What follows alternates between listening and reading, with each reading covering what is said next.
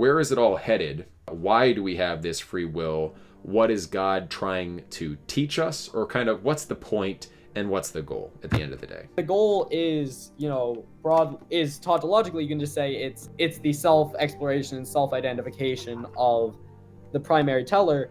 If there is one ultimate shared reality, then the goal should essentially be something akin to love, which is like the expansion of your identity to include others' identities, to do that as far as possible. And once you've done that, to the extent that it's possible with the entirety of the reality system, and you're taking into account every single perspective of every single person across time, then you get to something approaching what is the purpose of reality. The purpose is intelligent unity. It's a test in a certain sense to see, there are all these material things which turn us away from the ultimate purpose and the ultimate reality, etc.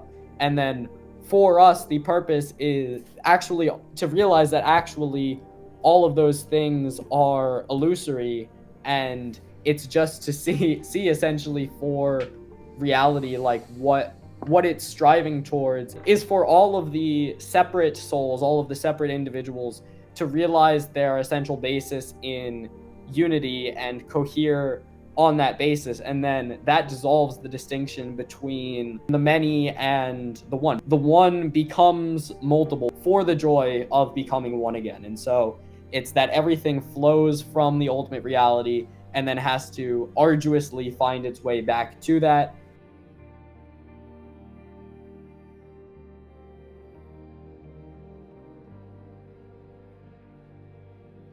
The purpose at our scale is essentially the golden rule: to treat others as you would want to be treated, and to think of yourself because we are the same expression of that one identity, and therefore there's no actual, the self is not just me, but is all of reality and all of other human beings, and to evolve peacefully at all of our levels of what's called stratified identity. So we have to respect and support all of our different levels of which we belong to, as an individual, as family, community, our race, humanity, and ultimate reality.